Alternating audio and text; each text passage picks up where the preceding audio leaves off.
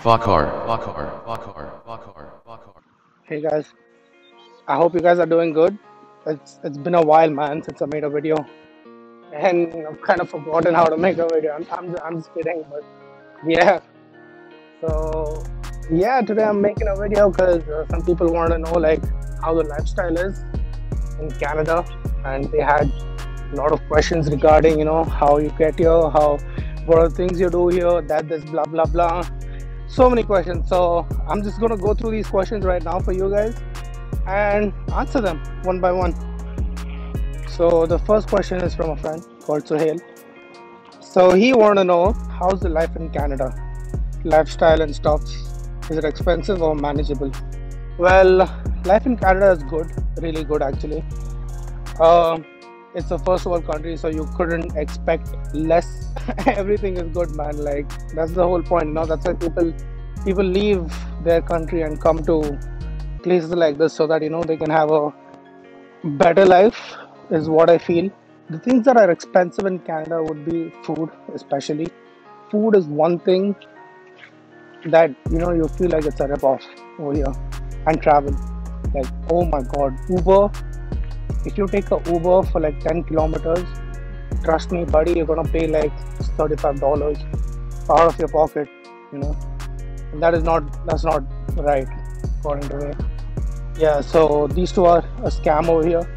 Also, apart from that, everything else is cheap. Like if you want to buy a car over here, it's damn cheap. You can get cars from freaking $1,000 too. I mean, those are gonna be shitty cars, but it's something. You get a freaking 50,000 Indian currency. So yeah, it is manageable if you're when you're a student. Things are hard. The only thing you can get to do is a part-time job. So out of that part-time job, you can literally earn like $1,000 at max, not more. Less for sure, but nothing more than that. And yeah, so for a student, it's gonna be one hectic life as long as you're a student. Once that's done, when you get a full-time job, everything's gonna go great. Trust me on that. You start earning a lot of money, you start earning a lot of shit. You can, invest money here and there. And yeah, you can make your money easily. How long we wait to get a letter from college? Basically, to apply for Canada, right? Like for me personally, it didn't take long. It took like, freaking, it took me like 30 days to, get my shit done. Got a letter from college. I applied for, the college, whatever. I paid the fees and then I sent my passport to the VFS office, and they got that shit done within like 30 days. Like it was that simple. I didn't have to do anything much because it was from my college. But usually, if you go through an agent or on your own, it's probably going to take some time because agents take their own time. Like some agents aren't that good. They only think about themselves. That is one thing too. Some agents are good, like they make sure shit gets through easily. They make sure you get the right college, you get the right kind of facilities from them. It's good. So yeah, when you look at it like that, definitely if you're planning on getting shit done on your own, then I'm guessing it's going to take a long time, probably at least 3 to 4 months, because that's what I've heard till now. So yeah, that's also the other thing. Always trust me, go to a good agent. The agent's always going to help you out. Make sure he's a good reputed one, so that you don't have to keep calling them and asking them like what's happening, am I gonna go, or what's the progress. Nothing. There are agents who just do shit for you. You don't have to do anything. You don't have to call them. They're true to their work. That's what I mean. Do we get any part-time jobs to meet our expenses? Definitely you'll get part-time jobs to meet your expenses. The thing is, like I said, you can earn only like $1,000 in a month, not more. Because if you start earning more than that, then might fall into trouble with the government of Canada. Apart from that, yeah, I mean, as soon as you come, if you apply for a part-time job, trust me, it's gonna get easier. If you're in the September intake, you better get a job in the first month itself. because once October starts, people are going to stop hiring people because it's winter, and during winter you don't need staff working actually, because nobody usually visits the stores. It's snow everywhere, so people don't usually come out of their houses. People don't usually go shopping during those days. So yeah, that's one thing too. Yes, can you get room as soon as you arrive in Canada? Yes, there are plenty of houses in Canada, dude. You don't have to worry about it. But the thing is, always make your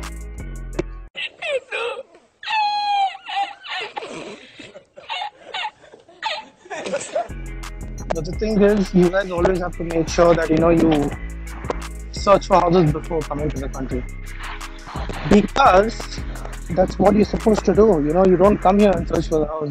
It's gonna become hard. So make sure there's a website called Kijiji. It's kijiji.ca. So when you go onto that website, you can find houses over there, or I'm sure like you'd have friends wherever you're gonna move, or something like that. So that just make sure you contact somebody and get a house first, and then move to Canada. Because moving to Canada first and then searching for a house is a stupid thing. You're just gonna spend money on hotels. I mean, if you got the money, you can definitely stay in a hotel for a few days, search for a good house over here, and get a thing. But I mean, there's expense everywhere. But if you want to play it smart, I would suggest you to book a room for yourself. Pay the rent from India. That's what I did. I paid the rent. I paid like $1,100. 550 is the first month. 550 is the last month, and $300 extra. Okay, that's $1,400. That's your deposit usually. That's what they take. So I paid that. I got a house. I moved here, and it was pretty simple. That's it. Nothing much to worry about. Individual rooms, sharing rooms with others, or hostel is better. Thing is, for me personally, I would take individual rooms because I want my personal space. I don't want others invading my space. I'm usually alone every time. I try to do things on my own and don't usually take anybody's help. But if you have a lot of friends, if you want to save money on rent or some shit, you can always have a sharing room. If you want somebody to share a room with you, like if you feel alone or some shit like that. Hostels, I don't know much about hostels because I don't know. I've not personally hostels. I think the college hostels are usually meant only for the local residents of Canada. That's what I think. I don't know, but since usually there are so many students in a college, usually you don't get a hostel because they just take away all the rooms. So that is one thing. So you could find a hostel outside, but I kind of wouldn't recommend a hostel. Like personally, individual rooms are the best. You have your own space. You have your own shit. You don't have to deal with anything. You have everything, your stuff in your room, and you don't have anybody else's stuff in your room. So you could share a basement. A basement is something, I'm sure you know what a basement is, but a basement has like 2 rooms and usually a kitchen and a washing machine. And yeah, like you can share a basement, but I don't think sharing a room is good, because don't you all want your personal space? About PR, so I wouldn't go much detail. I wouldn't go into much details of PR because this is my first year here. I'm almost done with my first year, and once I finish as a student, I cannot get a PR. I have to study here for 2 years. Even if you take a 1-year course and come to Canada, it's stupid, because taking a 1-year course and then applying for PR it's nearly impossible. They always expect you to get another course with it and study 2 years. That's what they always want. So I would suggest you to take a 2-year course, come here, study for 2 years, work for 2 more years, and then apply for a PR. Like it's not that. Don't First of all, if you're a student, worry about being a student for now, dude. Don't worry about PR, don't worry about anything. It'll all come on its own. Just focus on what you're supposed to do, and that is all. It's as simple as that. PR, you will get it. It's not that you will not get it, but it takes time. Definitely takes time. At least it takes 4 years, 5 years. You're supposed to complete a set of hours, like maybe some 1,000 hours, more than 1,000 hours, something like that. And you gotta have these credit points or some shit to do it. So yeah, that is what it is. So as long as you have a position, yeah, position is the main thing. You need to have a position in Canada to get a PR. And supervisor position is a good is a good way to start off. If you're a supervisor in Canada, you can definitely get PR. You can apply for your PR. If you are a sous chef in a kitchen, you can definitely apply for PR. It gets easier. Once you get a PR over here, I don't really think there are restrictions. You can possibly come back home anytime you want. It doesn't really matter as long as you've completed your amount of your working hours. As long as you've completed your working hours and you have a good credit score, like I said, so it's all that matters. Like doesn't matter if you're going back home or not. In USA, yeah, it's kind of different, but in Canada, I don't think so. So the next question is from Leon, and he wants to know if anybody is hiring. So people are always hiring in Canada. That's one thing. In winters, you can't get hired because it's winters and there are not much people outside. There's not much fields, not much happening. So winters are kind of shitty. To get hired in Canada, you need to get an offer letter from a Canadian company to you. And for that, you need to have at least 2 years, 1 to 2 years of experience in India or anywhere else around the world to apply for a company to consider you as their employee, something like that. So without a company offering you a job, I highly think it's impossible to get a job in Canada. That's where agents come in. Agents usually, they have contacts with few companies where they, contact these companies and try to get a job for you. That's why, you pay the money to the agent, and the agent, he just talks to them, he gets the job done. It takes time. It takes like 7 to 8 months because I've tried it too myself. I didn't have the experience because I never worked. So that's why I had to come here as a student more than to come here as an employee. Yeah, that was one downfall for me. But apart from that, if you have the experience, just catch an agent or apply to a company on your own. Show them why they need to hire you and not somebody else who's already in Canada. So it's hard. I'm not saying it's easy. It is hard, but you gotta do things, buddy, to get your shit done. So yeah, I just came inside the mall to get some juice for myself. So so where I stay, it's like, how do I say? It's like a quiet place. It's not like Toronto or something. It's not a city kind of place. It's like a small town where you have a lot of peace, not a lot of people around, not a lot of buildings around, very, very less. All you can see is just one mall, and that's it, and it's just greenery all around me. And that's what I like. I'm tired of cities, man. So let's get inside, get some juice for myself, and figure out next shit. Thank you. So, yeah, I just got my juice. So, mask is very mandatory in Canada. You have to wear a mask, or else you're not allowed into stores over here. Talking about the next question, that was Mr. Arun Steve's question. He wanted to know what's better, coming individually or coming through an agent.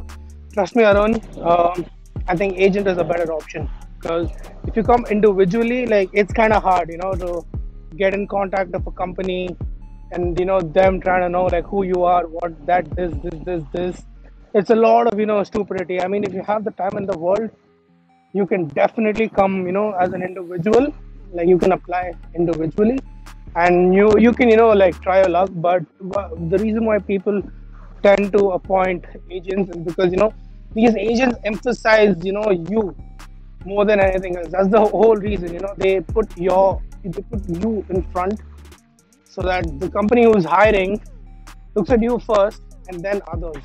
That's the whole deal with agents. So it does take time. I'm not saying it doesn't take time. Usually with agents, it takes around 7 to 9 months to a year. Sometimes it takes more, but that is what the timeline is. It actually takes that long. So if he's a good agent, he's gonna do a good job, get you a good job, and within a year you can be in Canada. But individually, I doubt you can get here within a year. So I mean, you could. I'm not saying you couldn't, but it's hard because there are thousands of people applying every year, every day, every month. So when you look at it that way, Agents are a better option. Yes. So my friend Sarah asked a question, how high I am. Not that high, Sarah. I don't do that much anymore because I have, other things to do in life right now. So I do get high sometimes, but not every time anymore. It's not my forte anymore. And yeah, I didn't want to answer this question because I know my parents are gonna watch this, but it is what it is. So the next question is Bhaskar. He's confused, between UK, USA, and Canada for MBA. That question, I don't know, bro. Usually, it's like how people want to pursue their career, how they want to look into the world. So for me personally, I came to Canada because I didn't want to go anywhere else. I had a job in USA, but I couldn't pursue it because some shit happened. And apart from that, yeah, the next thing is Canada. I came to Canada because my parents thought Canada is a better option. UK, I didn't go because UK is freaking expensive as shit. So I didn't want to pay that much money. I mean, if you got the money, I would suggest you UK. But if you got little less money, then I think you should come to Canada. Yeah, definitely. Canada's a bit cheaper, so definitely. Avara Banjara. Yes, you do get hash here, but hash is shit over here. So I wouldn't recommend hash at all in Canada. Tarun, Indian chicks or Canadian chicks? Tarun, no chicks. Arban, when are we tripping together? Soon, bro, Arban, soon. Not yet, but a lot of shit going on in life. I'm sure you know about it. What's the price of a cigarette box? Asked by Prithvish. So the price of a cigarette box over here is 1,000 rupees, if you convert it. But yeah, if you want to buy it in dollars, it's around like $19. Yep, depends on what brand also too. So it starts from $13 and it goes up to $19. So it is expensive, definitely. Sammy wants to know how to start as a beginner, but for me, I would consider me as a beginner, and what I did was to get here. The first thing I did was find a house for myself over here. Fortunately I had friends over here, so my friend Aksha could, she could find me a house, and yeah, I got a house easily. I paid my house rent, everything was done. Shit got done easily. That's how you begin your life here. And the next thing you would do is search for a job. That's what you got to do. If you come here as an employee and you already have a job, but if you come here as a student, you got to find a part-time job for yourself. There are so many jobs around here, so that's not to worry about. But that doesn't mean that you don't search for a job. Because if you don't search for a job, you'd run out of money, man. That's it. There's 5 lakhs you got to deposit into your account before coming to Canada. And how that works is they give you $670 every month so that you can get through your expenses. It's your money. It's your money itself. It's nothing else. It's just that you've given those 5 lakhs before. 5 lakhs is around $10,000. So first month they give you like $2,000 to help you out with your shit, to help you out deal with college, how to get through that this. And the next month onwards they start giving you like $670 so that you can get through your house rent, that this. For some students who don't work and all that, like usually some people get through that with $670. They get into a sharing room, pay like $300 there, and the remaining $300, spend it on food. And then some parents then just send them money. But yeah, I would definitely recommend, get a house. I mean, get a good house and get a good job. Get a job that doesn't fire you, man. Three things you gotta remember. Three W's. Woman, work, and weather. Well, it could be hot as shit right now, but the next thing it could start raining. Next thing it could start snowing. So, you cannot trust the weather over here. That's one thing. Work, like I said, don't think you can get work every time, because most of them during winters people don't hire you. Don't get yourself fired too. Always be true to your workplace, work well, do your shit. Don't keep changing jobs, because that is one bad thing to do. And women, coming to women, like I said, please don't think about dating people when you're coming here. Like, you're coming here for a different reason. You're coming here to work, you're coming here to study, to set your life up. You're not coming here to, check out chicks, man. Go for it. But you know what? One thing you need to know: if you want to prosper in life, don't think about dating for now. If you come to a country like this, you don't want to get bambooed. So, a sweet advice from me for you guys. So Amelia wants to know like how's the stay and if she could, if she could get a studio apartment for herself. So Amelia, the thing is, you can actually get a studio apartment for yourself, but studio apartments are expensive as shit. Housing in Canada is expensive. Okay, so housing, travel, and food is very, very, very expensive in Canada. As long as, even if you come as a student, I would suggest you buy just a room for yourself, and that room would, that room itself will cost you around $500 to $600. Trust me, every month. Sometimes more. If you want a studio apartment for yourself, that would cost you like $2,000, $3,000. Sometimes people usually go for such apartments when they become a full-time employee. When they start earning money, full time and not part time. So that is one thing to keep in mind.